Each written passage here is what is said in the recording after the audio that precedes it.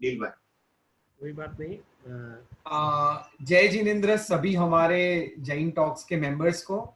आज हमारे साथ दिल्ली से प्रोफेसर अनिकांत जैन जुड़े हुए हैं, जो कि दिल्ली की लाल बहादुर शास्त्री राष्ट्रीय संस्कृत यूनिवर्सिटी के एचओडी है, प्रोफेसर है।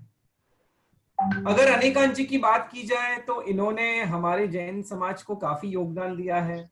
उन्होंने हजारों लेक्चर्स दिए हुए हैं, उन्होंने काफी किताबें लिखी हुई है, साथ ही साथ अराउंड 60 जितने रिसर्च पेपर्स पब्लिश किए हैं, साथ ही साथ 150 से भी ऊपर उनके आर्टिकल्स डिफरेंट मैगजीन्स और न्यूज़पेपर्स में पब्लिश हुए हैं। अनिकांत जी की अगर बात की जाए तो इन्होंने जैन धर्म के पीस के कॉन्सेप्ट को इंटरफेथ इंटरनेशनल कॉन्फ्रेंस के अंदर भी प्रेजेंट किया हुआ है, जो कि आज हमारे साथ इस प्लेटफॉर्म पे मौजूद है और बहुत ही सुंदर विषय के ऊपर और बहुत ही इंटरेस्टिंग विषय के ऊपर बात करने वाले हैं कि डिप्रेशन को क्योर करने में जैनिज्म क्या रोल प्ले कर सकता है। सो हम स्वागत करते हैं प्रोफेसर अनिकांत जैन का जैन टॉक्स के इस मंच के ऊपर। आपका स्वागत है अनिकांत जी। हम चाहते हैं कि आपका जो ज्ञान है, आपकी जो विद्वत्ता है, वो हमारे सभी दर्शकों तक पहुंचाए और हमें विशेष ज्ञान से लाभान्वित करे। जय जिनेंद्र, मेरी आवाज आ रही है अच्छे से? हाँ बिल्कुल। नमो जिनाणम, सर्वेभ्यो नमो नमः। आज हम लोग जिस महत्वपूर्ण विषय पर चर्चा करने जा रहे हैं, अभी दर्शन मेहता जी और अंचल जी साथ में है क्या? हाँ, वो इधर ही है। अगर मेरी आवाज सुन रहे हैं तो उनको मैं यहाँ से प्रणाम कर रहा हूँ, दोनों को प्रणाम आपको। और एक कॉम्प्लीमेंट देना चाहता हूँ। मैंने बहुत अच्छा डिस्कशन आपका सुना और कारपोरेट लाइफ में, बिजनेस में कैसे जैनिज्म को आप प्रैक्टिकली यूज कर रहे हैं, वो बहुत ही मोटिवेशनल था। और एक बात और कह रहा हूँ, मैंने जब ये जैन टॉक्स का ये लेक्चर सीरीज का पोस्टर अपने स्टूडेंट्स में सर्कुलेट किया तो उन लोगों ने 2 कॉम्प्लीमेंट दिए, वो मैं आपको बताना चाहता हूँ। स्टूडेंट्स हैं, एक ने तो कहा कि आपका जो लेक्चर है वो क्या अजय देवगन के साथ हो रहा है, क्योंकि अंचल जी की मुस्कान और उनका जो एटीट्यूड है, जैसे वो बोल रहे थे, तो मुझे एग्जैक्टली अभी लग रहा था। और फिर दर्शन जी के साथ उनकी फोटो देखी तो वो कह रहे थे अल्बर्ट आइंस्टीन के साथ भी बैठ रहे हैं। और अभी जब मैं आपके साथ इंटरेक्ट कर रहा हूँ तो रमेश शाह जी को देखकर लग रहा है कि नरेंद्र मोदी जी भी मेरे साथ हैं।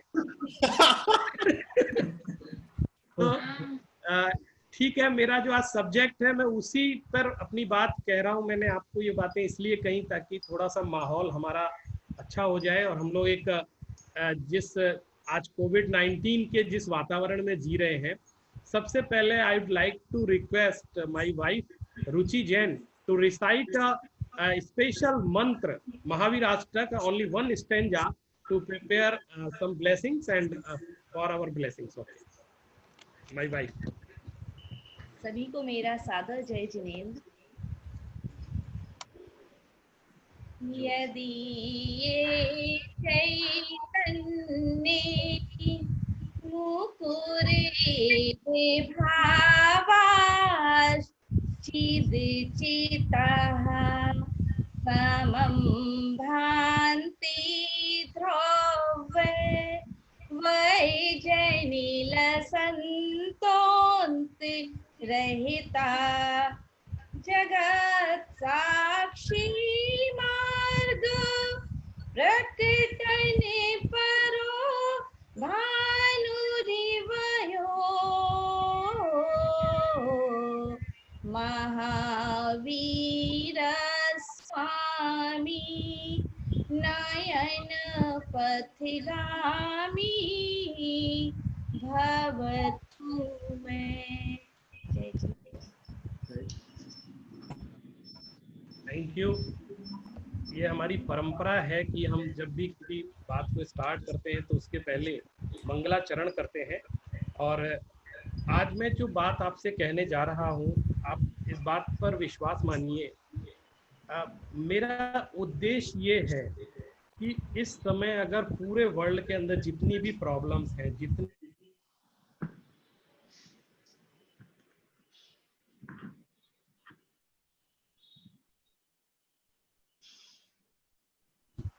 और पूरे वर्ल्ड वाइड ये प्रॉब्लम चल रही है, डिप्रेशन। और आपने अभी रिसेंट हो रहा है मुंबई में सुशांत सिंह राजपूत, जो कि एक सक्सेसफुल एक्टर था और उसने सुसाइड कर लिया, जबकि इसके पहले उसने एक फिल्म बनाई थी जिसमें उसने अपने बेटे को सुसाइड करने के लिए उसने बताया था कि क्यों नहीं करना चाहिए, आदि आदि बातें। तो मैं ये चाहता हूँ, जब लोग कहते हैं कि आप जैनिज्म पढ़ाते हैं, तो क्या जैनिज्म में ऐसी कोई बात है कि किसी को हम डिप्रेशन से मुक्त कर सकें? तो मैं कहता हूँ, मेरी ऐसी मान्यता है कि यदि आपने जैन दर्शन का तत्व ज्ञान सीख लिया है, यदि आपने जैन भगवान महावीर का तत्व ज्ञान प्राप्त कर लिया है, तत्व का अभ्यास किया है, तो 3 काल में भी आपको डिप्रेशन नहीं हो सकती। ये गारंटी तो मैं ले सकता हूँ। यदि आपने स्वाध्याय किया है आगमों का और आपने कॉन्सेप्ट को समझा है, तो मैं मानता हूँ ऐसा कोई, और मेरी प्रैक्टिस है, मैं जिन जिन लोगों को जानता हूँ, जितने भी लोग स्वाध्याय करते हैं, आगमों से जुड़े हुए हैं, सामायिक करते हैं, मेरे सामने एक भी ऐसा केस नहीं है कि वो कभी डिप्रेशन के पेशेंट बने हो। और डिप्रेशन के पेशेंट जो होते हैं, उनके एक अलग तरीके की लाइफ स्टाइल होती है, उनकी अलग तरीके की थिंकिंग होती है। तो मैं आज आपके सामने एक इस विषय पर चर्चा करने जा रहा हूँ कि ये जो डिप्रेशन है, जिसको हम अवसाद बोलते हैं हिंदी में, ये क्यों होता है और आज इतनी बड़ी विकराल समस्या इसके साथ क्यों बनी हुई है, मैं थोड़ा सा अपने प्रेजेंटेशन के माध्यम से आपसे डिस्कशन करना चाहूँगा। अब नील जी, मुझे जरा ये डिसेबल आ रहा है पार्टिसिपेंट स्क्रीन शेयरिंग, आप जरा इसको चालू कर दीजिए। Yes, yes, it is enabled. Enable? Yeah.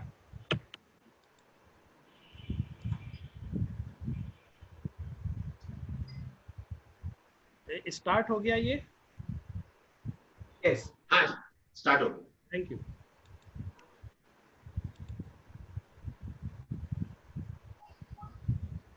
ये हमारी जो चर्चा का आज का विषय है। अच्छा, हमारा जो पूरा टॉपिक, पूरा फोकस है, वो जैन सिद्धांतों के ऊपर रहेगा और हम ये देखेंगे कि ये जो एक बिगेस्ट प्रॉब्लम है, इसका सॉल्यूशन किस तरीके से हम जैनिज्म के अंदर देखते हैं और इसको किस तरीके से महसूस करते हैं। सबसे पहले शॉर्ट में हम ये समझेंगे कि ये अवसाद है क्या, डिप्रेशन कहते किसको है। वास्तव में देखा जाए, अगर साइकोलॉजिस्ट से आप बात करेंगे तो वो ये कहते हैं कि ये एक मनोभाव है और उससे रिलेटेड जो दुख होता है, और इसको हम लोग सिंड्रोम का नाम देते हैं। और मेडिकल साइंस में भी कहते हैं कि यदि कोई डिप्रेशन में है तो वो इतना लाचार और निराश महसूस करता है, और उस व्यक्ति के लिए वास्तव में जीवन की सफलता, सुख, शांति, खुशी और यहाँ तक कि जो उसके रिलेशन है, ये सब उसको एक बेईमानी की तरह लगने लगते हैं। उसके लिए उसके जीवन में इसकी कोई भी कीमत नहीं होती है और हर जगह उसको निराशा, तनाव, अशांति और रुचि प्रतीत होती है, अरुचि रहती है हर जगह। तो वो किसी चीज में इंटरेस्ट नहीं लेता है और उसके लिए सारे रिलेशंस भी बेमानी हो जाते हैं। उसके जो माँ बाप हैं, बच्चे हैं, पत्नी हैं, उनसे भी उस कट ऑफ हो जाता है टोटल, और वो एक अलग सिंड्रोम की स्थिति में चला जाता है। और हमारे मेडिकल साइंस के लोग यदि जुड़े होंगे तो ज़्यादा जानते होंगे इस बात को। मैं तो शार्ट में बता रहा हूँ कि हमारे जो ब्रेन के अंदर, मस्तिष्क में ग्लूटामेट न्यूरोट्रांसमीटर होता है, और वो जब ज़्यादा एक्टिव हो जाता है, ओवर एक्टिव हो जाता है, तो व्यक्ति के अंदर निराशा और अवसाद की स्थिति उत्पन्न हो जाती है। और ये सब अंतःस्रावी ग्रंथियों से जब इस तरह के स्राव निकलने लगते हैं, तो मेडिकल साइंस ये कहता है कि तब जाकर के व्यक्ति डिप्रेशन में चला जाता है और ये सारी स्थितियां उसके साथ खड़ी हो जाती हैं। एक नज़र हम आंकड़ों पर ले जाते हैं। आप देखिएगा कि ये कितनी इम्पोर्टेंट बात है कि आज भी भारत में अगर हम महिलाओं को देखें तो 4 महिला में से 1 महिला और 10 पुरुषों में से 1 पुरुष कहते हैं डिप्रेशन के शिकार है। और मैंने इसका स्रोत, जो सोर्स है, ये भी मेंटल हेल्थ ऑर्गेनाइजेशन की द्वारा 2014 की रिपोर्ट है, और 67% ऐसे लोग हैं जिन्होंने कोशिश की है आत्महत्या की, और ऐसी उनकी प्रवृत्ति देखी गई है, और 17% ने ट्राई किया कि हम अपनी जिंदगी को खत्म कर लें। और ऐसा भी बताया कि 45% ऐसे टीनेजर्स थे जो डिप्रेशन के शिकार थे और उन्होंने इसके सॉल्यूशन के लिए अल्कोहल और भी अलग जो भी नशे की चीजें होती हैं उसको अपनाने में उन्होंने संकोच नहीं किया और वो अपनाने लगे। एक मैगजीन है डेली, और उस डेली जो संस्था है उसने एक आंकड़ा प्रस्तुत किया और आपको आश्चर्य होगा कि उसने, ये बहुत पहले की बात है, उसने ये कहा था कि 1990 में ये सबसे बड़ा रोग माना जाएगा और माने 4th स्टेज का रोग होगा सबसे बड़ा। और WHO ने ये कहा था कि 2020 तक ये सबसे बड़ा अन्य रोगों का सबसे बड़ा कारण बन जाएगा। और एट प्रेजेंट हम लोग 2020 में ही हैं और आप देख रहे हैं कि ये जो कोविड-19 के कारण जो प्रॉब्लम क्रिएट हुई है उसमें इस तरह की बातें हमारे सामने दिख भी रही हैं, सबसे ज्यादा आ भी रही हैं।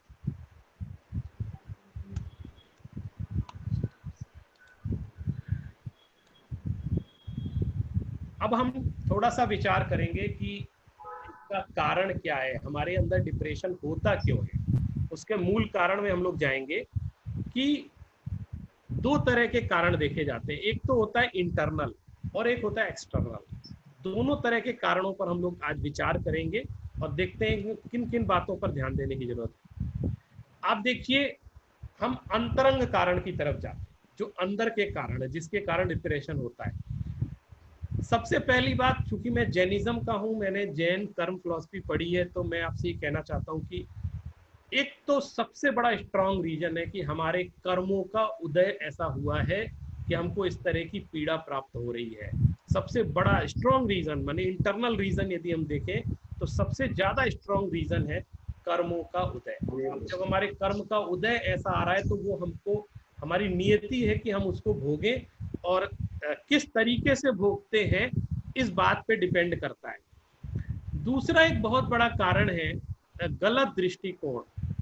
हम लोग जब हम किसी रॉन्ग परसेप्शन में पड़ जाते हैं तो हम लोग कभी निर्णय नहीं कर पाते, और जो ऐसे जो डिप्रेशन में गए हैं वो एक दिन में नहीं गए हैं, उसके पीछे बहुत बहुत समय उनका लगा है, धीरे धीरे। और उन्होंने क्या किया कि वो बहुत एकांगी और संकुचित दृष्टिकोण वाले हो गए। उन्होंने सिर्फ अपने बारे में सोचा, दूसरों के बारे में नहीं सोचा, और सिर्फ एक एंगल से थॉट करते हैं। अभी अनेकांतवाद की चर्चा चल रही थी, तो ऐसा माना जाता है, मैं आपसे एक बात कहना चाहता हूँ कि जो ये जैनिज्म का अनेकांतवाद है, आप ये समझ लीजिए, फिजिकली हैंडीकैप्ड आपने देखे होंगे, किसी के आंख नहीं है, किसी के कान नहीं है, किसी के हाथ पांव नहीं है, तो हम लोग कहते हैं कि विकलांग है, और शारीरिक रूप से विकलांग उनको बोल देते हैं। लेकिन आपको एक बात बताऊं, मैं ये मानता हूं कि जो व्यक्ति एकांगी दृष्टिकोण वाला है और जो अनेकांतवाद को नहीं मानता, माने वो अलग दृष्टिकोण से नहीं देख पाता है, क्योंकि हमारी दुनिया जो है वो बहुत वैविध्य लिए हुए है और विविध दृष्टिकोण से हम सत्य का परीक्षण करते हैं। एक ही वस्तु में अनंत धर्म रहते हैं, ये अनेकांतवाद कहता है, और अनंत विरोधी धर्म रहते हैं। तो जब हम अपने विरोधी की सत्ता को स्वीकार नहीं कर पाते हैं तो हम डिप्रेशन में चले जाते हैं। और मैं मानता हूं कि इनको मानसिक रूप से विकलांग कहा जाता है। जो एकांगी दृष्टिकोण वाला होता है, एक ही तरीके से सोचता है, उसके पास ये फिलॉसफी ही नहीं है, यदि उसके अंदर वो एटीट्यूड ही नहीं है कि वो बहुत तरीके से अलग अलग दृष्टिकोण से सोच सके। तीसरा एक बहुत बड़ा कारण है कि आपने हमने से देखा होगा अधिकतर लोगों को कि कई लोग कंटिन्यूअस निराशावादी चिंतन करते हैं। माने वो हमेशा किसी भी चीज का निगेटिव पॉइंट देखते हैं। मतलब कोई बहुत अच्छी चीज हो रही होगी तो भी उसमें कमी खोजना, शिकायत करना, और ये एटीट्यूड शुरू से उनके अंदर रहता है। और धीरे धीरे धीरे ये चीज इतनी अधिक हो जाती है कि वो टेंशन में रहने लगते हैं, और अधिकतर कंटिन्यूअस टेंशन जब होती है तो व्यक्ति वही चीज जाके आगे डिप्रेशन का काम करती है और उसको सॉल्व करना बहुत कठिन हो जाता है। जैसे मैं कहता हूँ, आप टेंशन को मैनेज कर सकते हैं, लेकिन डिप्रेशन को मैनेज करना बहुत कठिन हो जाता है। इसी तरह दूसरा एक कारण है कषाय। हमारे आगमों में कहा गया है कि क्रोध, मान, माया, लोभ, ये 4 कषाय हैं, और जिसके अंदर अनंतानुबंधी कषाय है, अनंतानुबंधी कषाय चौकड़ी है, वो उसकी ज्यादा प्रोबेबिलिटी है कि वो डिप्रेशन में जाएगा। और जो पहली कषाय है अनंतानुबंधी, जो अनंत संसार का कारण बनती है, और अंदर में भरा हुआ है क्रोध, मान, और इसमें रहते रहते इतने ज्यादा हम आदी हो जाते हैं कि ये बहुत बड़ा कारण अंतरंग बनता है हमारे डिप्रेशन का। फिर है असहिष्णुता, माने हम जीरो टॉलरेंस, माने हम कहीं टॉलरेट नहीं कर पाते किसी सिचुएशन। और ये हमारे ये गुण है, सहिष्णुता एक गुण होता है कि हम यदि हमारे कोई एंटी भी है तो हम उसको एक्सेप्ट करते हैं, उसको सहन कर लेते हैं। लेकिन कई लोग इस तरह की बातें नहीं कर पाते हैं और एडजस्ट नहीं कर पाते, तो धीरे धीरे उनके अंदर इस तरह के रासायनिक केमिकल चेंजेस होने लगते हैं कि वो डिप्रेशन की तरफ आगे बढ़ने लग जाते हैं। और एक बहुत बड़ा कारण जो कि हमारे योग वाले भी और साइंटिस्ट लोग भी, जो बायोलॉजी वाले, वो भी कहते हैं कि केमिकल डिसबैलेंस, अंदर रासायनिक असंतुलन, माने हमारे जो अंतःस्रावी ग्रंथियां होती हैं उनमें से जो हार्मोन सीक्रेशंस होते हैं उनका बैलेंस खराब हो जाता है। बायोलॉजिकल डिसऑर्डर है और इसके लिए बहुत लंबे ट्रीटमेंट की आवश्यकता होती है। लोग दवाइयाँ देते हैं इसके ट्रीटमेंट के लिए। तो इस संदर्भ में मैं आपको बताना चाहता हूँ कि 2 तरह का अवसाद है। इनिशियल स्टेज होती है जो हमारी थिंकिंग प्रोसेस से, हमारे मेडिटेशन से सुधर सकती है, लेकिन एक एक्सट्रीम वो पहुंच जाती है जब तब जाकर के वो बायोलॉजिकल डिसऑर्डर जब अंदर हो जाता है, उसके बाद इसको दवाइयों से ही लोग सॉल्व कर पाते हैं। बाद में हम प्रवचन से या उपदेश देने से वो चीज़ सॉल्व नहीं हो पाती है। और इस स्टेज पे पहुंचे इसके पहले इस चीज का हमें निदान कर लेना चाहिए। इसके लिए बहुत जरूरी है कि हम उसको आइडेंटिफाई करें। अगर वो अवसाद की स्थिति प्रारंभ हो रही है तो उसको आइडेंटिफाई करना बहुत आवश्यक है और उसका ट्रीटमेंट बहुत इनिशियल स्टेज पर करने की जरूरत होती है। अब देखिए, मैं बाह्य कारण की तरफ, अंतरंग कारण ऐसे होते हैं कि जो हमारे नेचर में घुसे हुए और हम लोग उसको बहुत अच्छे से माने कभी कभी नहीं मैनेज कर पाते। लेकिन बाहर की चीजें जो हम मैनेज कर सकते हैं उस पर थोड़ा सा हम ध्यान आकर्षित करना चाहते हैं आपका, कि संवादहीनता आजकल की सबसे बड़ी समस्या है। ये संवादहीनता, माने लोग आपस में चुप रहते हैं, बातचीत नहीं करते हैं। यहाँ तक कि फैमिली में भी ऐसी स्थिति खड़ी हो जाती है कि लोग आपस में बातचीत करना लोगों ने बंद कर दिया है। और आजकल के सोशल मीडिया के युग में और भी ज्यादा ये हो रहा है कि लोग फोन पर चैटिंग में लगे रहते हैं, लेकिन साथ में कोई बैठा है उससे बातचीत भी करना पसंद नहीं करते। तो आप देखिए, जब हम चुप रहते हैं, संवाद नहीं करते हैं, तो बहुत सारी प्रॉब्लम क्रिएट होती है। और आप अगर बातचीत करना प्रारंभ कर देंगे तो आपका मन हल्का हो जाएगा और बहुत सारे सॉल्यूशंस हमारे बातचीत से निकल जाते हैं। तो संवादहीनता का जो वातावरण अभी समाज में बना है बहुत बड़ा कारण है। दूसरा है प्रबंधन का अभाव। हम अपने जीवन को और जीवन में हमारे से जुड़ी हुई चीजें, उनका साथ प्रॉपर मैनेजमेंट अगर नहीं करते हैं तो भी ये हमारे डिप्रेशन का कारण बनता है। और एक अनियमितता, इरेगुलरिटी हमारी लाइफ में रहती है, उसके कारण भी डिप्रेशन आ जाता है। जैसे गांधी जी ने एक बहुत बड़ा वाक्य कहा था हम लोगों को कि काम की अधिकता नहीं बल्कि अनियमितता मनुष्य को मार डालती है। कितना भी बहुत सारा वर्क हमारे ऊपर वर्कलोड रहता है, लेकिन हम अगर इरेगुलर हैं तब हम उसके प्रेशर में आते हैं। अगर हम रेगुलर रहें तो उसके प्रेशर में हम नहीं आते। रेगुलरिटी मेंटेन करना बहुत जरूरी होती है। और बहुत सारे कारण है, जैसे पारिवारिक कलह, प्रायः घरों में, परिवारों में, रिश्तेदारों में आपस में कंटिन्यू जब झगड़े का वातावरण बना रहता है और जिनके साथ हम 24 घंटे रहते हैं, जीते, उनके साथ ही जब कलह होती रहती है तो ये बहुत बड़ा दिमाग पर असर डालता है। और शुरुआती दिनों में बात समझ में नहीं आती है, चाहे हस्बैंड हो, चाहे वाइफ हो, चाहे और भी फैमिली मेंबर्स हो, लेकिन बाद में जाकर के ये सिचुएशन बहुत विस्फोटक रूप ले लेती है। और ये डिप्रेशन, मैं मानता हूँ कि जो महिलाओं का जो परसेंटेज ज्यादा था डिप्रेशन के मामले में, उसके पीछे बहुत बड़ा रीजन ये बन जाता है। और एक सूचना तंत्र, आपको मैं बताऊं, अगर आप कभी शांति से रहना चाहते हैं तो मैं आजकल ये सजेशन देने लगा हूं अपने सभी लोगों को कि कुछ समय आप ऐसा निकालिए कि ना आप टीवी देखें, ना आप फोन चलाएं, ना सोशल मीडिया पर रहें, ना किसी तरह न्यूज़पेपर भी ना पढ़ें, कुछ ना करें। कुछ समय ऐसा निकालने की आवश्यकता है, क्योंकि ये जो इंफॉर्मेशंस हैं ये इंफॉर्मेशन कभी कभी अननेसेसरी इंफॉर्मेशन हमारे पास इतनी इकट्ठी हो जाती है कि वो हमारे दिमाग को असंतुलित कर देती है, और वो अननेसेसरी एक टेंशन की स्थिति, अननेसेसरी एक तनाव अवसाद की स्थिति हमारे सामने कर देती है। और एक बहुत बड़ा कारण बनता है बिजनेस में जो प्रेशर रहता है, या फिर हम ऑफिस में काम करते हैं तो ऊपर से जो प्रेशर रहता है, कई बार हमारे जो बॉस हैं या हमारे ऊपर के लोग हैं वो इतना प्रेशर बना देते हैं कि कंटिन्यूअस उस प्रेशर में रहते रहते भी धीरे धीरे लोग अवसाद की स्थिति में चले जाते हैं। तो हम और भी बहुत सारे कारण हैं, लेकिन मैंने इन कुछ कारणों पर यहाँ पर आपको ध्यान आकर्षित किया। और जो और बड़े कारण आपको बता रहा हूँ, आप कभी देखना, इसको अपनी लाइफ से रिलेट करके देखना। एक है परफेक्शन का भूत। आप देखिए, हमने जीवन को बड़ा कठिन बना दिया है।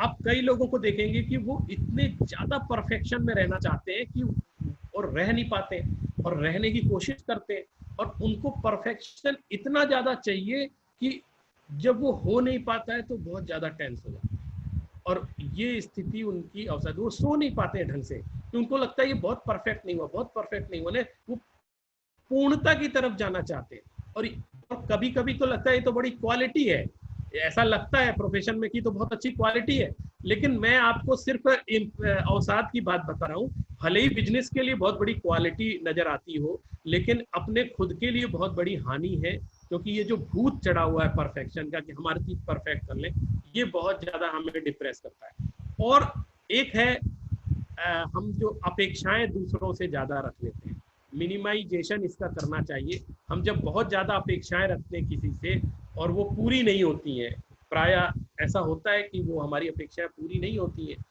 तो हमको बहुत ज्यादा दुख होता है और वो डिप्रेशन की स्थिति को। और एक सबसे बड़ा कारण है सबको खुश रखने की कोशिश। आप ये मान लीजिए एक बात कि आप दुनिया में सबको खुश रख के जी नहीं सकते, कोई ना कोई आपसे नाराज बना ही रहेगा। एक संस्कृत में सूक्ति है बहुत अच्छी, क्षणे रुष्टा क्षणे तुष्टा रुष्टा तुष्टा क्षणे क्षणे, और अस्थिर चित्ता नाम प्रसादोपि भयंकर। कि कई लोगों की आदत होती है वो क्षण में खुश हो जाते हैं, क्षण में नाराज हो जाते हैं, और आप कितना भी कुछ कर ले वो आपसे खुश नहीं होंगे, ऐसा भी होता है। तो आप अगर कोई काम कर रहे हैं और चाहते हैं कि पूरी दुनिया खुश हो जाए, तो ऐसा नहीं होगा, कुछ ना कुछ लोग हमेशा नाराज बने रहेंगे, ये मान के चलिए। और ये जो हमारी कोशिश है उसमें हम बहुत टेंस हो जाते हैं और अवसाद की स्थिति में चले जाते हैं। और एक कारण बहुत बड़ा आता है, जीवन में व्यक्ति कोई ना कोई गलती कर बैठता है, कोई अपराध हो जाता है जाने अनजाने या जानबूझ के। लेकिन अब क्या करें इसके लिए? आज मुझे इस चीज का प्रायश्चित हो रहा है, पश्चाताप हो रहा है, तो पश्चाताप प्रायश्चित तो बहुत अच्छी बात है, लेकिन एक अपराध बोध जो दिमाग में बैठ जाता है कि मैंने ऐसा किया, और उसके लिए जैन दर्शन में बहुत अच्छा प्रतिक्रमण बताया गया है, प्रायश्चित बताया गया है, लेकिन कभी कभी हम उस चीज को रिमूव नहीं कर पाते। अगर मैंने अपने जीवन में कोई अपराध, कोई पाप किया है, तो उसको हम भूल नहीं पाते, हम उसको शाश्वत बनाकर चलते हैं। वो उस क्षण में हो गया कभी, लेकिन उसको दिमाग में इतना वो रिमूव नहीं हो पाता है, और उसके कारण से ये जो अपराध बोध है, ये बहुत बड़ा कारण हमारे डिप्रेशन का बनता है। और जब ये सारी स्थिति खड़ी हो जाती है तो हर व्यक्ति एक सॉल्यूशन खोजता है। मुझे डिप्रेशन हो रहा है, मैं बहुत परेशान हूँ, अकेला हूँ, तो मैं क्या करूँ, अब इसका क्या सॉल्यूशन? सिर्फ समस्या बताने से तो कुछ होगा नहीं, हमको सॉल्यूशन की तरफ भी आगे बढ़ना। तो आपको बताऊं, जो सॉल्यूशन लोग अपनाते हैं उनकी तरफ मैं ध्यान दिला रहा हूँ। एक तो सबसे बड़ा सॉल्यूशन लोग देखते हैं कि कुछ नहीं मिल रहा है तो नशा, क्योंकि नशे में व्यक्ति अपने आप को भूल जाता है, नशे में खुद को भूल जाता है, तो ये बड़े रॉन्ग ट्रीटमेंट है। और दूसरा, कई बार हम सोचते हैं कि चलो टीवी देख लेते हैं तो हम डिप्रेशन से, कोई फिल्म देख लेते हैं तो हम डिप्रेशन से दूर हो जाएंगे, लेकिन ये बहुत गलत अवधारणा है। आपको पता नहीं है, एक समस्या से दूसरी समस्या की तरफ हम जा रहे हैं, क्योंकि टेलीविजन और ये जो मनोरंजन के नाम पर हमारे सामने जो अलग अलग स्थितियां खड़ी होती हैं, वो कहीं ना कहीं हमारे अनकॉन्शियस माइंड में जाकर के स्टेबल हो जाती हैं। तो उन्होंने तो पिक्चर दिखा के बात खत्म कर दी, लेकिन वो जो उसके कारण से एक अनकॉन्शियस माइंड में हमारे सामने जो इमेज बन गई, वो हमें बहुत प्रॉब्लम क्रिएट करती है। और मैंने देखा अक्सर लोग पढ़ते समय भी जैसे वो बड़े हिंसक उपन्यास पढ़ने लग जाते हैं, आपराधिक प्रवृत्ति की कहानियां पढ़ते हैं, तो वो सोचते हैं हम रिलैक्स हो रहे हैं, लेकिन आपको मालूम नहीं है ये अनकॉन्शियस माइंड में एक डबल टेंशन आपके अंदर काम कर रही है जो आपको गलत। और एक संगीत सुन के हम अपने आप को डिप्रेशन से फ्री करने की कोशिश करते हैं। तो होता है, लेकिन संगीत कभी कभी गलत उसका चयन हो जाता है और हम सोचते हैं कि बहुत तड़क भड़क चीजें सुन करके हमको डिप्रेशन से मुक्ति मिलेगी, तो और कभी कभी गलत दवाइयां भी ले लेते हैं। वो सब कारण है, ये गलत उपचार है, इन चीजों से हमें बचना चाहिए। अब मैं आपको अपने जैनिज्म से हम किस तरीके से अवसाद से मुक्ति प्राप्त कर सकते हैं अब आपको बताता हूँ। सबसे पहले मैंने चर्चा की थी अनेकांत दृष्टि की। आप ये मान लीजिए कि सिर्फ आप ही इस दुनिया में नहीं है और सिर्फ आपकी ही सोच नहीं चलेगी और आप ही सोचें कि आप ही तरह दुनिया चले, तो ये संभव नहीं है। आप जब तक दूसरे के पक्ष को नहीं देखेंगे और अपने विरोधी पक्ष को स्वीकार नहीं करेंगे, तब तक आप टेंशन में बने रहेंगे। और अनेकांत दृष्टिकोण ऐसा दृष्टिकोण है जो सब चीज को लेकर के चलता है और हर चीज के एस्पेक्ट को समझ कर चलता है। और अनेकांतवाद मैं मानता हूं जिसके अंदर, जिसके विचारधारा में अनेकांत है, वो कभी टेंशन में नहीं आ सकता, वो कभी डिप्रेशन में नहीं जा सकता। आप देखिए जितने भी लोग हैं, आप किसी भी, मैं कम से कम 8-10 डिप्रेशन के पेशेंट्स के साथ बहुत इंटरेक्ट कर चुका हूँ, उनसे बातचीत, उनके साथ मैंने बहुत घंटे गुजार चुका हूँ उनसे बातचीत करके।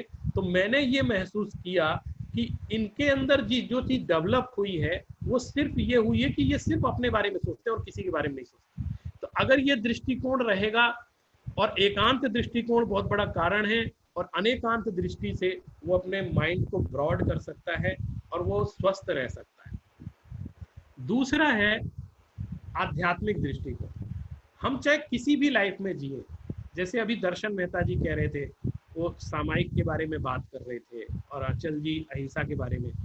अगर आपके जीवन में स्पिरिचुअलिटी नहीं है, कोई थिंकिंग प्रोसेस नहीं है, यदि आप अनासक्त होना नहीं जानते, तो आप बहुत बड़े काम नहीं कर पाएंगे। तो आध्यात्मिक दृष्टिकोण जिसके अंदर रहता है, वो संसार में रहकर भी संसार से विरक्त रह जाता है। हमारे शास्त्रों में ये बात कही गई है कि जैसे जल के अंदर कमल रहता है, सम्यक दृष्टि जीव उसी तरह संसार में रहता है। तो आपको सम्यक दृष्टि बनना पड़ेगा यदि आप इन सब परिस्थितियों में रहकर भी अपना काम करना चाहते हैं और इनसे अलग भी रहना चाहते हैं। तो आपको, मैं मानता हूँ, आपको 2 तरह का जीवन जीना पड़ेगा। और सम्यक दृष्टि को ये बहुत अच्छे से आता है कि किस तरह दुनिया के साथ निभा के चलना है और किस तरह अपनी आत्मा का कल्याण करना है। ये दोनों में बहुत अच्छे से बैलेंस बना के चलना है। मैं आपको मजाक के लिए बात बता रहा हूँ, मुझे ये जितने पॉलिटिशियन ये सब सम्यक दृष्टि नजर आते हैं। मैंने चुटकुले की तरह बात कह रहा हूँ, क्योंकि मैंने देखा है कि वो किस तरीके से मैनेज कर लेते हैं हर चीज। चाहे कितनी भी प्रॉब्लम हो, चाहे पूरे देश में आग लग जाए, लेकिन उनके दिमाग में टेंशन जरा सी भी दिखाई नहीं देती। वो बोलते हैं, कंडोलेंस मीटिंग करते हैं, बोलते हैं, सबको बताते हैं, लेकिन खुद परेशान नहीं होते। क्यों? क्योंकि वो ये जानते हैं कि ये फॉर्मेलिटी मुझे करनी है और उससे पृथक भी रहना है। यदि रात दिन हम उसमें डूबे रहेंगे और यदि रात दिन हम सबके दुख में दुखी होते रहेंगे, तो हम गवर्नेंस कैसे करेंगे, हम सरकार कैसे चलाएंगे? तो हम खुद परेशान हो जाएंगे, तो हम कोई काम नहीं कर पाएंगे। तो ये मैनेजमेंट वो जानते हैं। यद्यपि ये मतलब दूसरी तरीके से बात है, लेकिन फिर भी ये कला अध्यात्म के क्षेत्र में सिखलाई जाती है कि आप संसार में रहकर भी संसार से अलग रहे। जैसे जल के भीतर कमल रहता है, कमल जल में है भी और जल से अलग भी, दोनों बातें। इस तरीके का आर्ट है और उसके लिए बहुत अच्छा रास्ता हमारे यहाँ सम्यक दर्शन, सम्यक ज्ञान, सम्यक चारित्र का बताया। इन्होंने कहा कि आपको सही दृष्टिकोण आपका होना चाहिए। गलत दृष्टिकोण रहेगा तो आप हमेशा परेशान रहेंगे। और सही चीज का ज्ञान भी होना चाहिए, तत्व का सही ज्ञान होना चाहिए, और सम्यक चारित्र भी जीवन में हो। अगर ये रत्नत्रय का पालन करते हैं, मैं मानता हूं वो व्यक्ति कभी भी डिप्रेशन में नहीं जा सकता। और एक थर्ड स्टेज सबसे मतलब कंक्लूडिंग है, अगर आप भेद विज्ञान की कला जानते हैं। भेद विज्ञान क्या चीज है? आप देखिए, मैं ऐसा मानता हूं कि जो बहुत बड़े कारपोरेट लाइफ में लोग जीवन जी रहे हैं, बहुत बड़े बड़े इंडस्ट्रियलिस्ट हैं, और जैसे मुझे अभी बहुत अच्छा लगा दर्शन मेहता जी को भी सुन करके चल कि ये जो काम कर रहे हैं किस तरह से डिटैच्ड होकर कर रहे हैं। मतलब अगर ये बहुत ज्यादा आसक्त होकर काम करते तो मुझे नहीं लगता इतना ज्यादा सफल हो पाते। और ये अनासक्त भाव से जब वो काम करते हैं तो ज्यादा अच्छे तरीके से कर लेते हैं और खुद को उससे अलग भी रख लेते हैं स्पिरिचुअली, और फिजिकली वो उसमें इन्वॉल्व भी होकर के बहुत अच्छे से परफॉर्मेंस कर लेते हैं। और निश्चित रूप से जिसके अंदर जिन्होंने सामायिक का अभ्यास किया है, जिन्होंने स्वाध्याय किया है या जैन दर्शन के मर्म को जाना है, वो इस भेद विज्ञान को समझता है। वास्तव में भेद विज्ञान का अर्थ क्या है? ये शरीर मैं नहीं हूं। ये शरीर, अगर आप इस शरीर को अपना मानते हैं तो आप अवसाद में जाएंगे, मैं ये कह रहा हूं। यदि आप ये मानते हैं शरीर मैं नहीं हूं, शरीर तो क्षण भंगुर है और शरीर का तो नाश हो ही रहा है, रोज ही हो रहा है, और मैं जो हूं वो शाश्वत आत्म तत्व हूं, ऐसा जो विचार करता है उसको कभी भी अवसाद की शिकायत नहीं होती। और देखिए, अगर आपको कभी ऐसा डिप्रेशन महसूस हो रहा है या इसके बाद भी, देखिए सर्वज्ञता, हमारे तीर्थंकर भगवान सर्वज्ञ थे, और इसके साथ एक थ्योरी बहुत बड़ी सामने आती, केवल ज्ञान। केवल ज्ञान के बारे में आप लोग जानते होंगे। केवल ज्ञान या सर्वज्ञता का अर्थ ये होता है कि वो पूरी दुनिया को जानते हैं, पूरी दुनिया को नहीं, पूरे ब्रह्मांड को, तीनों लोगों को जानते हैं। और कैसे जानते हैं? भूतकाल, भविष्यत काल, वर्तमान काल को सब एक साथ जानते हैं। ये केवल ज्ञान की परिभाषा है कि वो तीनों लोगों के प्रत्येक द्रव्य की प्रत्येक पर्याय को, तीनों कालों की पर्यायों को एक साथ प्रत्यक्ष जानते हैं, इसी समय जानते हैं। इसका मतलब जब भगवान महावीर को सर्वज्ञता प्राप्त हुई, केवल ज्ञान प्राप्त हुआ, उन्होंने इतने सूक्ष्म तत्वों का प्रतिपादन किया, तो वो भविष्य में क्या होना है, सर्वज्ञ का अर्थ है भविष्य की भी बात को जानता है, और वो उनको जानते थे उसी समय।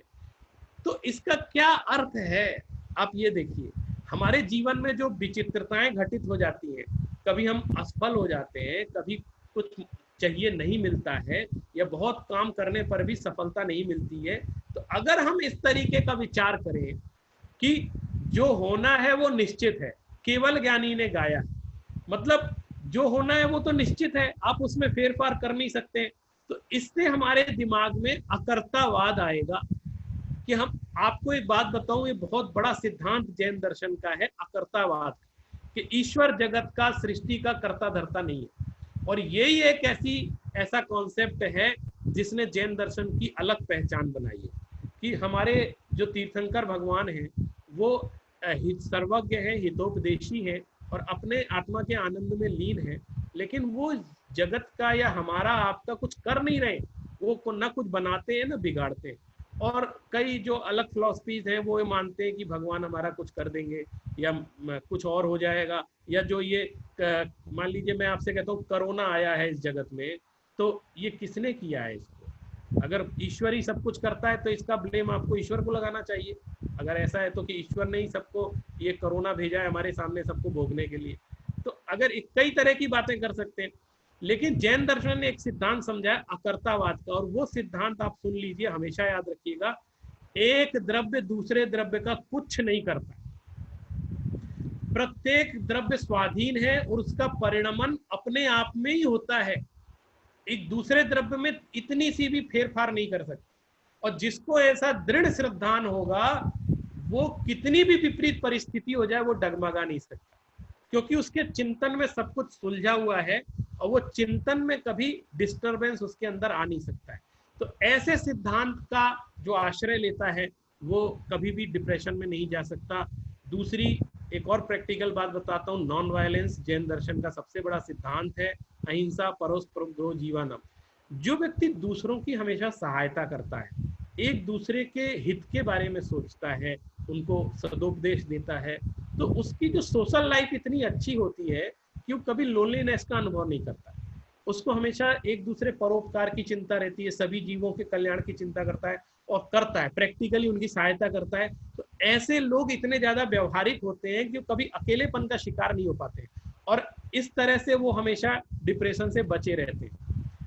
और एक कर्म फल के सिद्धांत का चिंतन भी हमको डिप्रेशन से बचाता है। जैसे कुछ मिस हैपनिंग हमारे जीवन में हो गई, कुछ अच्छा मिल गया या कुछ बुरा हो गया, तो इसको जैन दर्शन ये कहता है कि ये तुम्हारे पूर्वकृत कर्मों का फल है, तो तुमको करना क्या है, इस कर्म फल को शांत भाव से भोगो। और अगर तुम इस फल की प्रतिक्रिया करोगे, मान लो कोई हमारे साथ बुरा हो रहा है तो हम क्रोधित हो गए और बहुत ज्यादा उसका रिएक्शन करने लगे, तो फिर हम उसी तरह के नए कर्म बांध लेंगे और वो हमको फिर बाद में दुखी करेंगे। तो कर्मों का फल अगर दुख रूप में आ रहा है चाहे सुख रूप में आ रहा है, दोनों को हम समान रूप से ज्ञाता दृष्टा भाव से देख सकते हैं। कभी बहुत सफलता मिल गई तो उछलने की जरूरत नहीं है, पूर्वकृत कर्मों का फल है और हमको फल मिल रहा है, ठीक है, लेकिन हम बहुत ज्यादा खुश हो जाए। और कभी बहुत प्रतिकूलता या दुख आ गया तो उसमें बहुत ज्यादा परेशान होने की आवश्यकता नहीं है, बोले तो कर्मों का फल है तो भोगना है, ठीक है, हम फेस करेंगे, समता भाव से फेस करें। हम अपने अंदर राग द्वेष उत्पन्न नहीं करेंगे, जो हमारी विपरीत परिस्थिति खड़ी हुई है उसको हम साम्य भाव से, ज्ञाता दृष्टा भाव से देखेंगे। और अगला है परिवर्तनीय पदार्थ का चिंतन। एक हमारे यहाँ ऋजु सूत्र नए आता है जैन दर्शन में, जो अनित्य की अनुप्रेक्षा करवाता है कि संसार में सब क्षण भंगुर है, सब परिवर्तनशील है, तुम्हारे साथ ऐसा क्या हो गया, ये तो संसार पूरा ऐसा ही है, हमेशा बदलता रहता है। तो ऐसा तत्व ज्ञानी लोग इस तरह का चिंतन करते हैं तो वो कभी भी अवसाद की उसमें नहीं जाते हैं, कभी अवसाद की श्रेणी में इस कारण से नहीं जा पाते। उनको मालूम है कि संसार में कुछ भी स्थायी नहीं है, ना रिश्ते नातेदारी, ना ये हमारा वैभव, ना पैसा, कुछ भी स्थिर नहीं है, इसलिए उसकी तरफ से वो निश्चिंत रहते हैं। और एक है शाश्वत पर दृष्टि। हमको दो दृष्टि है हमारे पास, एक है पर्याय की दृष्टि और एक है द्रव्य की दृष्टि। मैं आप एक संक्षेप में एक बात समझ लें, जो पर्याय की दृष्टि रखेगा उसके ऊपर डिप्रेशन का खतरा ज्यादा रहेगा, और जो द्रव्य की दृष्टि रखेगा वो डिप्रेशन से बचा रहेगा। क्योंकि पर्याय की दृष्टि वाला हमेशा पर्याय को देखता रहता है और चेंजेस को देख करके वो उसमें सुखी दुखी होता रहता है, उसमें अनासक्त नहीं रह पाता है। तो वो सोचता है ये सब मेरे कर्म से हो रहा है और ये सब बिगड़ रहा है, कभी सुधर नहीं सकता, और ऐसा वैसा इतना ज्यादा डूब जाता है पर्याय में।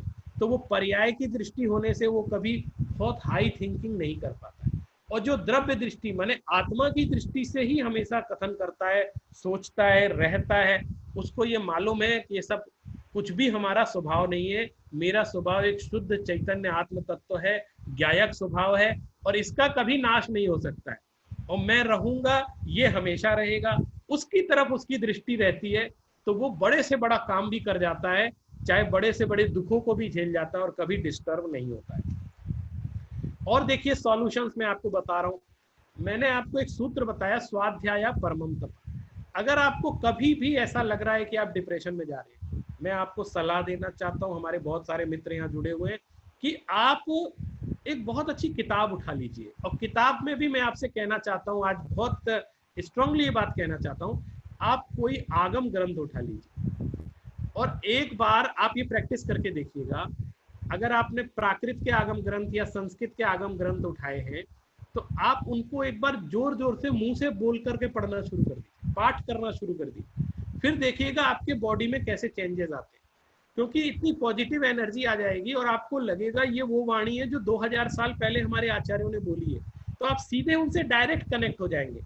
और वो लोग इतने पॉजिटिव एनर्जी वाले थे कि वो सारी ट्रांसफर हो जाएगी एनर्जी आपके अंदर। और आप अगर जैसे अभी के राइटर्स की बुक पढ़ेंगे ना, कोई उपन्यास वगैरह पढ़ते हैं या कुछ, तो वो एनर्जी नहीं आ पाएगी आपके अंदर, चाहे कितनी अच्छी मोटिवेशनल बुक्स पढ़ लें, चाहे कुछ भी कर लें। मैं आपको डायरेक्ट ओरिजिनल से जोड़ना चाहता हूँ। आप मान लीजिए आपने समय सार ग्रंथ उठा लिया, प्रवचन सार ग्रंथ उठा लिया, या कोई भी आचार्यों के द्वारा रचित ग्रंथ आपने लिया और आपने उसकी गाथाओं का पाठ आंख बंद करके प्रारंभ कर दिया, तो आप ये प्रैक्टिकल करके देखना, आपका जितना भी अभी डिप्रेशन लेवल है वो सब लो हो जाएगा। और जब लगातार आप स्वाध्याय उसका अर्थ समझकर करेंगे और उस तत्व ज्ञान को प्राप्त करेंगे तो आपके अंदर रूट से डिप्रेशन खत्म हो जाएगा और जीवन में कभी होगा नहीं, ये मैं गारंटी ले सकता हूँ आपको। लेकिन आपको उसकी प्रैक्टिस करनी पड़ेगी। एक और बात आपको बताता हूँ, देव दर्शन। आजकल क्या है, हमारे जो आधुनिक हमारे मित्र हैं, हमारे दोस्त लोग हैं, बहुत ज्यादा बिजी रहते हैं हर चीज में और सोचते हैं कि भगवान का दर्शन करने से क्या होता है, वो तो पत्थर के हैं, उसमें कहाँ भगवान है, इस तरीके की बातें करते हैं। लेकिन मैं आपको बता रहा हूँ कि एक परंपरा है, आचार्य परंपरा, मूर्ति प्रतिष्ठा होती है और उसमें मंत्र दिए जाते हैं जिससे मूर्ति को प्रतिष्ठित किया जाता है, और एक स्थापना निक्षेप की अपेक्षा हम लोग भगवान की पूजा करते हैं। तो एक बार एक मेरे मित्र जो मूर्ति को नहीं मानते थे, तो वो एक बार मुझसे डिस्कशन करने लगे और मेरे साथ मंदिर गए। तो कहने लगे आप इतनी फिलॉसफी पढ़ते हैं, आप इतना सोचते हैं और आप मंदिर भगवान के दर्शन करते हैं, आप सोचते हैं भगवान के दर्शन करने से भगवान मिल जाएंगे। तो ऐसा कैसे, आप इस तरह की काम क्यों कर रहे हैं? तो मैंने उनको एक उदाहरण दिया, वो आपको देना चाहता हूँ।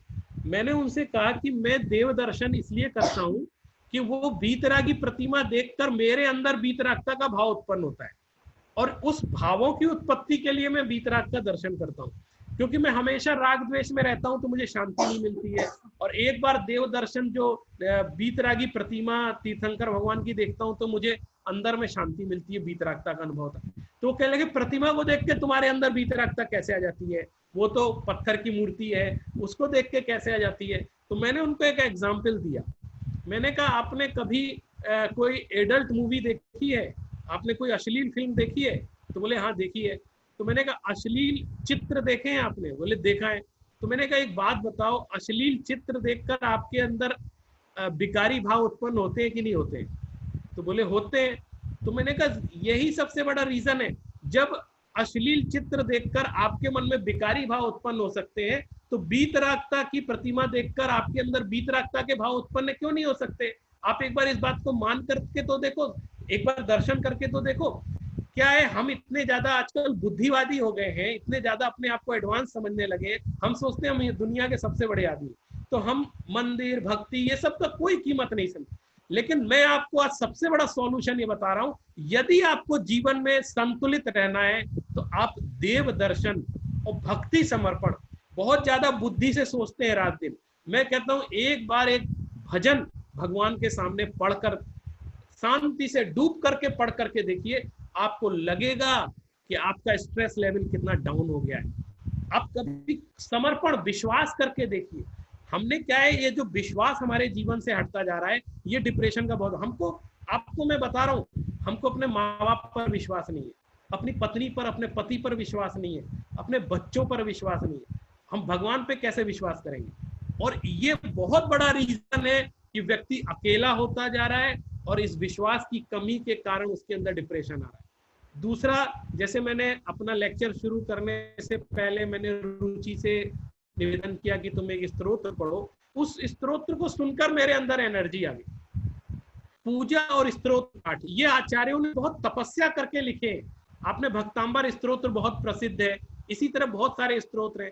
कभी आप शांति से बिना कुछ सोचे, आप कभी आपको मीनिंग ना समझ में आए तो मीनिंग की तरफ भी मत जाइए, लेकिन जोर जोर से स्तोत्र पाठ करिए।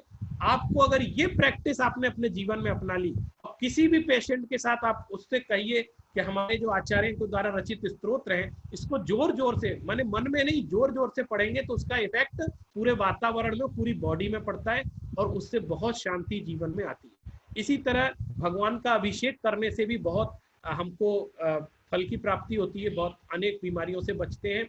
आप देखिए, एक क्षमा का गुण है, हम लोग संवत्सरी मनाते हैं, क्षमावाणी मनाते हैं, और ये क्षमा, हृदय से क्षमा करना, प्रतिक्रमण करना, मिच्छा में दुक्कडम बोलना हृदय से, ये दुनिया का सबसे बड़ा सॉल्यूशन है। आपको कुछ समझ में ना आए तो आप ये सोच लो, किसी ने मेरे साथ कुछ भी किया, मैं सबको माफ कर रहा हूँ और मैं सबसे माफी मांग रहा हूँ। इतना दो सूत्र है, अगर आपने ये पैदा कर लिया तो आप तनाव अवसाद से मुक्त हो जाएंगे, रिश्तों में मिठास आ जाएगी और शांति की प्राप्ति हो जाएगी। और एक प्रैक्टिस करने के लिए मैं हमेशा कहता हूँ कि हम लोग अपने जीवन में सामायिक की प्रैक्टिस जरूर करें। मैंने एक बहुत शॉर्ट में सामायिक 15 मिनट में कैसे कर सकते हैं, बहुत बिजी लाइफ रहती है, अगर इसको करें तो ये हमें बहुत बैलेंस, हमारा स्पिरिचुअल बैलेंस इससे बनता है। कभी ये शेयर कर दूंगा, मैं इसको पूरा पढ़ नहीं रहा हूँ, समय बहुत हो चुका है, तो आप इसको देखेंगे। इसमें आप लास्ट में है 27 श्वासोच्छ्वास में 9 बार नमोकार मंत्र पढ़ना। हम लोग नमोकार मंत्र का जप करते हैं, लेकिन वो प्रॉपर वे में नहीं करते हैं, जैसा कि ज्ञानार्णव में आचार्य शिवचंद्र ने बताया या आचार्य लोग बताते हैं। 27 श्वासोच्छ्वास में अगर हम नमोकार मंत्र पढ़ेंगे तो उसका एक अलग इफेक्ट पड़ता है। और एक आपको मंत्र बताना चाहता हूँ, अरहम, उसकी छोटी सी प्रैक्टिस बताता हूँ। आप यहाँ इस छाती से इस नाद को प्रारंभ करेंगे और धीरे धीरे धीरे यहाँ तक लेकर माँ यहाँ तक ले जाएंगे, और इससे जो नाद उत्पन्न होता है ये आपकी पूरी बॉडी को अच्छा बनाता है और आपकी आत्मा को भी शुद्ध करता है, आपके मन में शांति पैदा करता है। 1 सेकंड के लिए बता रहा हूँ, आपकी प्रैक्टिस बाद में कर लेना।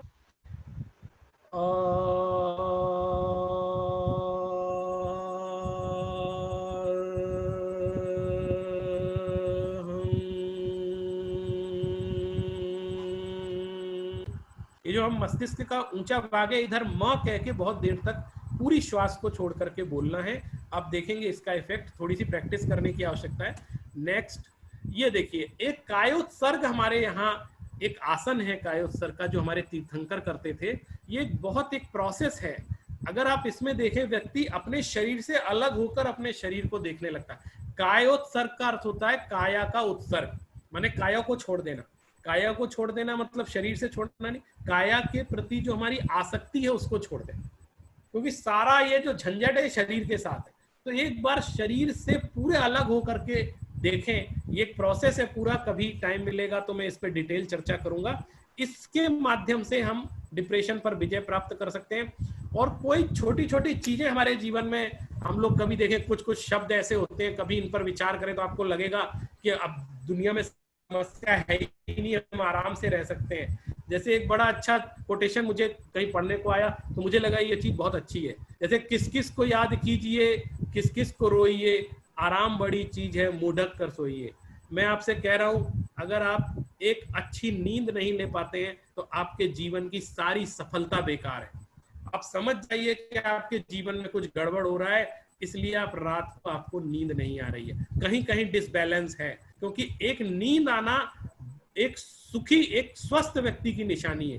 तो इसलिए आपकी सारी कमाई बेकार है, आपकी सारी सफलता बेकार है यदि आपको अच्छे से नींद नहीं आ रही है। दूसरा है, एक चीज और भी मानकर चलिए, आपको रिलैक्स करने के लिए बात कर रहा हूं कि जो सोच फिक्र में पड़ता है वो अपनी ताकत खोता है, चेष्टाएं थक कर रह जाती हैं, जो होना है सो होता है, जो होना है सो होता है। कभी कभी ऐसे वाक्यों का चिंतन करेंगे तो आपको बहुत रिलैक्स मिलेगा।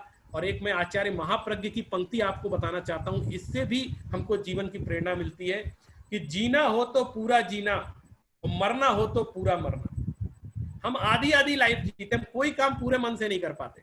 तो कह रहे जीना हो तो पूरा जीना, मरना हो तो पूरा मरना। और बहुत कठिन है इस जीवन में आधा जीना और आधा मरना। आधा, कभी हाफ माने आधे मन से कोई काम नहीं करना चाहिए, वो हमको प्रॉब्लम क्रिएट करता है। पूरे तन मन धन से यदि हम काम करेंगे, और जैनिज्म में बात कही गई, पूरे दुनिया में बात कही जाती है कि आप भगवान की शरण में चले जाओ। एक बहुत अच्छा दोहा है, आपको संसार में किसी के पास जाने की जरूरत नहीं है। शुद्धातम अरु पंच गुरु जग में शरणो दोय। इस जगत में दो ही शरण है, एक तो अपनी शुद्धात्मा शरण है, आप अपनी शुद्धात्मा में चले जाइए। और यदि आपकी इतनी प्रैक्टिस नहीं है कि आप उसमें जा पा रहे तो आप पंच परमेष्ठी की शरण में चले जाइए। ये दो ही शरण है। और मोह उदय जी के बिता आन कल्पना हुए। आप सिर्फ मोह के कारण हम और दुनिया की कल्पनाएं करते रहते हैं, वहां शरण खोजते रहते हैं। और एक और कोट अपनी तरफ से आपको कह रहा हूं कि अगर आपने इसको अपनी लाइफ में अपना लिया, मेरा सो जावे नहीं और जावे सो मेरा नहीं। मम सोना गच्छई गच्छई सोना मम। जो मेरा है वास्तव में, जो मेरा स्वभाव है, वो कभी खत्म नहीं हो सकता। यदि कुछ खत्म हो रहा है तो निश्चित रूप से वो मेरा नहीं है। ये बहुत अच्छा आगम में इस तरह की चर्चा आती है। और एक लास्ट में जैन लाइफ आपको थोड़ी सी दिखा करके मैं आप सब अपनी वाणी को विराम दूंगा कि किसकी तरफ हमको ध्यान देना चाहिए। चलिए, नहीं हो पा रहा है। Thank you very much. आप सबने मेरी बात को सुना। मैं आप सभी को बहुत बहुत धन्यवाद देना चाहता हूं और जय जिनेन्द्र। Thank you so much Anekant ji, बहुत ही इंसाइटफुल सेशन था। एक्चुअली आपने जिस तरह अभ्यंतर कारण, बाह्य कारण, सब कुछ हम रिलेट कर पा रहे थे। जब दुनिया की ओर नजर डालते तो हमें ये सब वाकई प्रैक्टिकली दिखता है। और आपने इसके जैन तौर से जो सॉल्यूशंस बताए वो भी बहुत ही मींस अप्रिशिएट करने जैसे है कि किस तरह हमें ये जो भेद विज्ञान की समझ है, जो अनित्यता की समझ है, जो अकर्तावाद की समझ है, जो कर्म का सिद्धांत है वगैरह, हमें डिप्रेशन से मुक्त करवा सकता है। सो आपका बहुत बहुत धन्यवाद। आप दिल्ली से जुड़े आज, और साथ में हमारे साथ पैनल पे मिस्टर दर्शन जी भी है और मिस्टर आंचल जी भी है। मिस्टर दर्शन जी, आप कुछ कहना चाहते हो? नहीं, सिर्फ धन्यवाद। जैसे आप बोल रहे थे एकदम बढ़िया था। मैंने कभी ऐसा एनालिसिस सुना नहीं है। बहुत धन्यवाद। Yes Aanchal ji. Thank you very much. I think मुझे एक बात बहुत टच करी अपने खुद के जीवन से, वो है डिटैचमेंट। मतलब जो हम काम कर रहे हैं वो डिटैचमेंट से कर रहे हैं, डिटैचमेंट फ्रॉम द आउटकम, लेकिन not detachment from what you are doing, which means I'm doing my best today, I'm doing my exceptional best, but I'm not concerned about the outcome. If I keep doing my best today, the results will come. In fact, the results will surprise me. So thank you for reminding me of that. बिल्कुल बिल्कुल, thank you so much सभी panelist को हमारे साथ जुड़ने के लिए। मैं क्विकली एक अनाउंसमेंट करना चाहूंगा कि आप इतने समय से द जैन फाउंडेशन के साथ जुड़े हुए हैं और जैन फाउंडेशन के 3 वर्टिकल्स चल रहे हैं, जो कि जैन टॉक खुद के 62nd सेशन की ओर पहुंच गया है, और साथ ही साथ जैन डाइट का जो वर्टिकल है, जो कि बिल्कुल कल ही सुबह 9 से 10 है, जहां एक ऐसे महात्मा के जीवन के बारे में बात की जाएगी कि जिन्होंने, आप बिलीव नहीं कर सकते हो, उतनी तपश्चर्या खुद के जीवन में करी हुई है। कहते हैं कि भगवान महावीर ने जो तपश्चर्या की थी, उसके बाद आज तक किसी ने ऐसी तपश्चर्या नहीं की जो इन महात्मा ने की हुई है। साथ ही साथ हम उन दंपति की बात करना चाहेंगे जो गृहस्थ है, जैन है, और ऐसा जीवन जी रहे हैं कि हमने काफी टाइम पुण्य श्रावक के बारे में सुना था कि पुण्य श्रावक कैसे बिल्कुल अल्प परिग्रह में खुद का जीवन जीते थे। विजय सेठ और सेठानी के बारे में सुना था कि कैसे वो खुद का जीवन धार्मिक रीत से जीते थे। तो बिल्कुल मुंबई में डॉक्टर होने के बावजूद कैसे वो दूसरों को सर्विस देते हैं, उनको बिल्कुल भी परिग्रह नहीं है, कितनी सिंप्लिसिटी। और जिन्होंने खुद की लाइफ में, वो दोनों जनों ने कुल 108 वर्धमान तप की ओली की हुई है। आप बिलीव कर सकते हो, वर्धमान तप की ओली 108 करना यानी कि करीब करीब 6000 आयम्बिल करना। अगर हम उसका सीधा कैलकुलेशन लगाते हैं तो करीबन 18 साल, 15-18 साल कोई व्यक्ति कंटिन्यूस आम्बिल करता है, तब उस नंबर तक पहुंच पाता है। और साथ ही उन्होंने दूसरी सीक्वेंस की भी शुरुआत कर दी है। तो हम जानेंगे उनके बारे में, ये दंपति के जीवन के बारे में। और साथ ही साथ हर संडे 9 से 10 हमारे जैन योग का सेशन, जो कि doctor Jitendra B Shah LD institute के डायरेक्टर के अंदर होगा। अब मैं दूसरी एक खास अनाउंसमेंट करना चाहूंगा कि हमारे पर्यूषण पर्व आ रहे हैं, और इस पर्यूषण पर्व में हमें एक नया मौका मिला है कि कैसे हम देश विदेश के सभी जैनों के साथ जुड़ सकते हैं और सामूहिक रीत से इस डिजिटल माध्यम के जरिए पर्यूषण की आराधना कर सकते हैं। इसलिए जैन फाउंडेशन ने एक एप्लीकेशन बनाया है, द जैन फाउंडेशन एप्लीकेशन, जो कि आपको प्ले स्टोर पे भी अवेलेबल रहेगा, और आप www.jainfoundation.in वेबसाइट पे जाओगे तो वहां से डाउनलोड कर सकते हो। इस एप्लीकेशन के जरिए क्या क्या हो सकता है, तो इस एप्लीकेशन के जरिए हम लाइव दर्शन और पूजा भी करेंगे, जिसके अंदर हमने अदानी बिल्डर्स के द्वारा अहमदाबाद में जो शांति ग्राम बना है, उसका आलीशान जिनालय, अद्भुत भगवान, और उसके ऊपर विशिष्ट अनुष्ठान एवरीडे होंगे, जिसके लाइव प्रसारण सुबह 7 से 8 होगा। साथ ही साथ 2 टाइम, सुबह और दोपहर को प्रवचन। श्री दीपक भाई बारडोली, जो कि अपने आप में एक हस्ती है और एकदम मधुर भाषी वक्ता और बहुत ही चिंतन और विद्वत्ता वाले वक्ता है, कि जिनके जरिए हमें एक पर्यूषण में एक अलग ही इंसाइट मिलने वाली है, अलग ही तरह के प्रवचन मिलने वाले हैं। और साथ ही साथ इवनिंग में जो संध्या भक्ति का हमारा कार्यक्रम होता है, वो भी सीधा लाइव, दियो के बीच में परमात्मा बैठे हैं और सीधा लाइव डिफरेंट सिंगर्स के द्वारा डिफरेंट थीम एवरीडे, और उसका लाइव प्रसारण किया जाएगा। तो आपको कुछ नहीं करना है, जैन फाउंडेशन एप्लीकेशन डाउनलोड करना है, और एक ही क्लिक पे आप घर बैठे हुए ये सभी सारी चीजों का लाभ ले सकते हो। हम ओवरऑल दुनिया की सारी जन कम्युनिटी इससे कनेक्ट हो सकती है। तो इसी के साथ आज के सेशन का हम विराम देते हैं, और विश्व के तमाम जीवों का कल्याण हो, सबका मंगल हो, ऐसी शुभ भावना, और साथ ही साथ विश्व के तमाम जीव हमारे मित्र हैं, कोई भी जीव मेरा वैरी नहीं है, इस भावना के साथ आज के सेशन को विराम देंगे। Thank you so much, everybody. Thank you. Ramesh uncle, सबको जय Jinendra. to say something? No. Please go ahead. Thank you, Dr. Anekan ji. Thank you, Darshan bhai. Thank you, Anju. Yeah. अणु परमाणु शिव बनी जाओ, आखा विश्व नु मंगल थाओ, सर्वे जीवो मोक्ष जाओ। कामेमि सव्व जीवे सव्वे जीवा खमंतु में, मित्ति में सव्व भूएसु वैरम मज्जन केणै। सर्वथा सौ सुखी थाओ, पाप ना कोई आचरो, राग द्वेष थी मुक्त बनीने, समता सौ समाचरो। Pranams to you all. Thank you so much. जय जिनेंद्र।